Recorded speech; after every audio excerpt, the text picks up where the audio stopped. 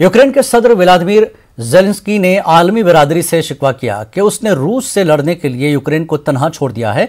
ज़ेलेंस्की ने कहा कि हम अकेले लड़ रहे हैं, लेकिन हम झुकेंगे नहीं बल्कि पूरी ताकत से मुकाबला करेंगे। उन्होंने कहा कि यूक्रेन की फौज और यहाँ के अवाम अकेले रूसी फौज का मुकाबला कर रहे हैं।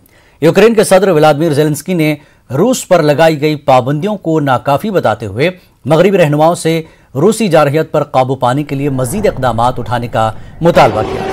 ज़ेलेंस्की ने कहा कि वो अपनी जान को लाक खतरात के बावजूद कैफ में मुकीम है और उन्होंने रूसी हुक्काम से मुतालबा किया कि वो जल्द अज जल्द मुज़ाकरात शुरू करें। О 4-й годині російські сили продовжили завдавати ракетних ударів по території України. Вони кажуть, що цивільні об'єкти для них не мішень. Це брехня, насправді вони не розрізняють, у яких районах діяти.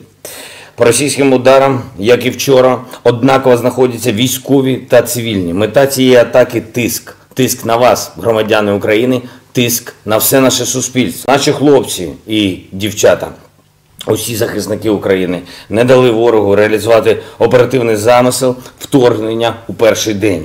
Українці демонструють справжній героїзм. У більшості напрямків ворога зупинили, йдуть бої.